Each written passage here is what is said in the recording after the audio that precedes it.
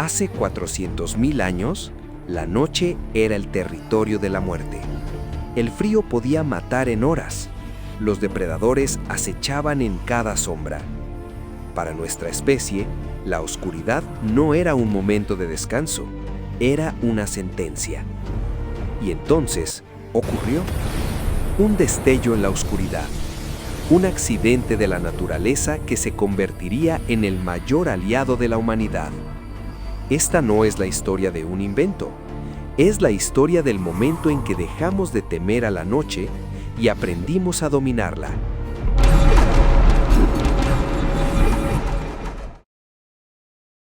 Pero para entender por qué ese momento fue tan revolucionario, primero debemos retroceder aún más. Imagina un mundo donde el sol era tu único reloj. Cuando se ocultaba, la vida se detenía. No había lámparas, ni velas, ni manera de ver más allá de tus propias manos. La oscuridad era una pared impenetrable que traía consigo el frío que calaba hasta los huesos y los sonidos de criaturas que veían en ti solo una posible cena. Tu mundo se reducía a lo que podías recorrer bajo la luz del día. Las noches se pasaban en vela, en el mejor de los casos, o en un sueño inquieto y superficial, siempre alerta. La comida era dura, fría y requería horas de masticación. Un estómago humano primitivo dedicaba casi la mitad de su energía solo en procesar lo crudo. Este era el día a día, durante cientos de miles de años. La supervivencia, no la comodidad, era la única ley. Pero aquí está el detalle que cambia todo. El fuego ya existía. Ellos lo conocían. Lo habían visto caer del cielo en tormentas eléctricas, devorando bosques enteros con un rugido aterrador. Para el Homo heidelbergensis, el fuego no era una herramienta, era un monstruo más de la naturaleza, un destructor caprichoso e incontrolable. Huir de él era tan instintivo como huir de un depredador, hasta que en algún momento, en algún lugar, esa cadena de miedo se rompió. La evidencia más antigua que tenemos no está en un gran yacimiento, sino en una cueva llamada Wonderwork, en lo que hoy es Sudáfrica. Ahí los arqueólogos encontraron algo fascinante: capas de tierra quemada, huesos carbonizados y herramientas de piedra, todo datado en hace 400.000 años. Pero no eran los restos de un incendio forestal que entró por la boca de la cueva. Los patrones mostraban cenizas y huesos concentrados en un punto específico, como un hogar primitivo. Alguien, o más bien un grupo de alguienes, llevó brasas intencionalmente a ese refugio y las mantuvo vivas. ¿Qué pasó por la mente de aquel primer individuo que, en lugar de alejarse del incendio, se acercó? ¿Fue hambre extrema al ver animales cocinados por las llamas? ¿Fue pura curiosidad, ese rasgo que nos definiría para siempre? No lo sabemos, pero sí sabemos la consecuencia. Ese acto de desafío contra el instinto más básico fue el primer paso tecnológico de nuestra especie. El proceso no fue descubrir cómo hacer fuego, eso llegaría mucho después. El primer paso fue mucho más humilde y a la vez más audaz: aprender a robarlo. Imagina la escena. Después de una tormenta, el paisaje humeante. Entre los árboles negros y retorcidos, un regalo del cielo: brasas aún vivas. Tomarlas requería una herramienta que la naturaleza no proveía: un recipiente. Tal vez una concha grande, una corteza ahuecada o incluso las propias manos cubiertas de barro húmedo. Transportar esa brasa titilante de vuelta al campamento no fue un paseo, fue una misión de vida o muerte, protegiendo la chispa del viento, de la lluvia, del propio miedo. Quien lo logró no solo cargaba un trozo de carbón caliente, cargaba el futuro. Y así comenzó el primer trabajo especializado de la historia: Guardián del Fuego. Esta no era una tarea cualquiera. Quien la realizaba no cazaba, no recolectaba, no tallaba herramientas. Su única misión, su responsabilidad absoluta, era mantener viva esa chispa robada al cielo. Se turnaban en vigilias extenuantes, alimentando las llamas con hierba seca, ramitas, cualquier combustible que encontraran. Dormir podría significar la pérdida de todo. El fuego se volvió el corazón del campamento y su latido no podía detenerse. Pero aquí viene el verdadero desafío tecnológico. ¿Cómo transportar este corazón cuando era hora de migrar? ¿Cómo llevar el fuego a cuestas? La solución fue ingeniosa y precaria. Crearon las primeras linternas de la humanidad. Hongos yesqueros secos que ardían lentamente como carbón, envueltos en hojas húmedas o guardados en recipientes de corteza. Otros cargaban brasas vivas en conchas llenas de arena, aisladas del aire para que no se consumieran rápido. Cada migración se convirtió en una carrera contra el tiempo, una ruta planificada no solo por la disponibilidad de alimento, sino por la necesidad de encontrar combustible seco antes de que su fuego portátil se apagara.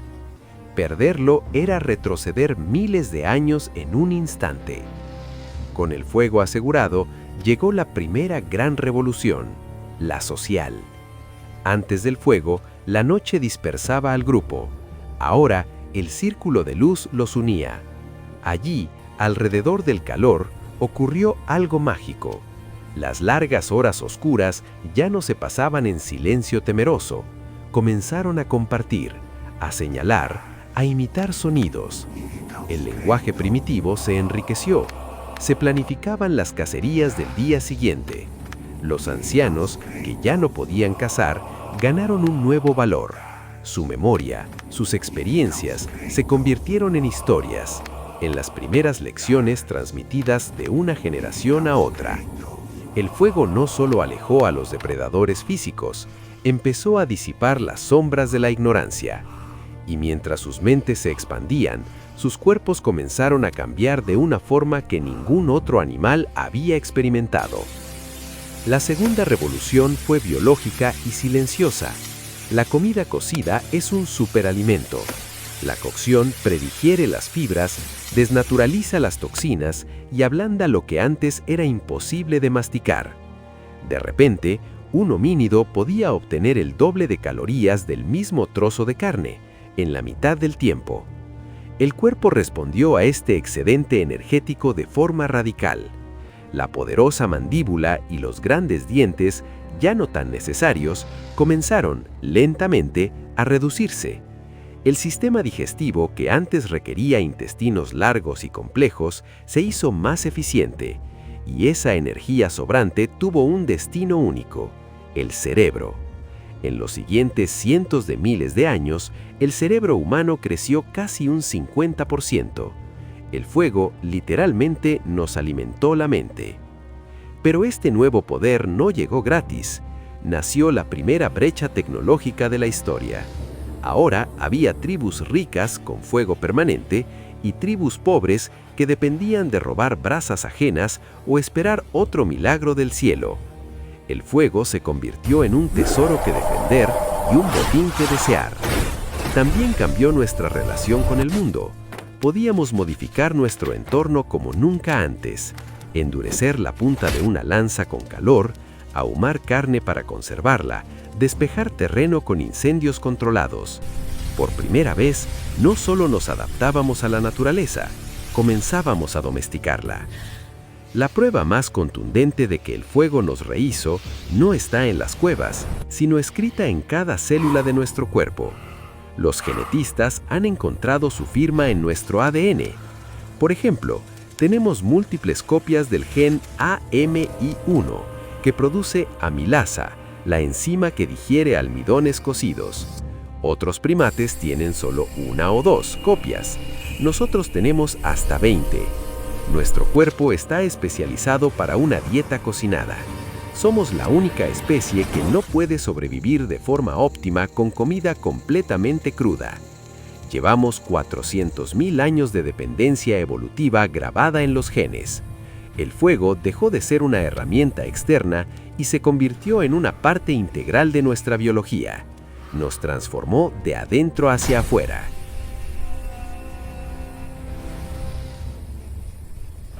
Así que este es el verdadero legado de esa primera chispa robada. No fueron solo calor, luz o comida más segura. fue el inicio de un nuevo tipo de existencia. El fuego creó tiempo. Tiempo para pensar, para hablar, para soñar despierto. Se convirtió en nuestro primer laboratorio, nuestra primera cocina, nuestra primera escuela y nuestro primer santuario. Nos dio el poder de transformar materias primas, de alterar nuestro entorno y de modificar incluso nuestros propios cuerpos a través de generaciones. Pero quizás el regalo más importante del fuego fue invisible: la confianza. La confianza de que podíamos enfrentarnos a lo desconocido y no solo sobrevivir, sino mejorar. Esa confianza, forjada en el calor de 1000 noches, nos preparó para el siguiente salto monumental. Un salto que no vendría de dominar un elemento, sino de tender la mano a otra especie. Porque alrededor de ese mismo fuego, en noches no muy lejanas, unos ojos brillantes se atreverían a acercarse desde la oscuridad. No con miedo, sino con una curiosidad que reflejaba la nuestra. Eran los lobos. Y de esa tensión inicial, de ese espacio entre el miedo y la curiosidad, nacería la alianza más poderosa de la prehistoria. La próxima vez que enciendas un fuego, ya sea en una fogata o en la hornilla de tu cocina, recuerda que estás participando en un ritual de 400.000 años. Estás recreando el momento en que dejamos de ser espectadores pasivos del mundo y nos convertimos en agentes de nuestro propio destino. La chispa que comenzó todo aún arde en cada descubrimiento, en cada idea que ilumina la oscuridad de lo desconocido. En el próximo episodio de Chronicon, seguiremos el rastro de esas huellas que se acercaron al fuego. Descubriremos cómo un depredador se convirtió en un protector y cómo esa amistad, forjada entre lobos y humanos, cambiaría el curso de la historia para siempre. Esta es Chronicon, la historia continúa.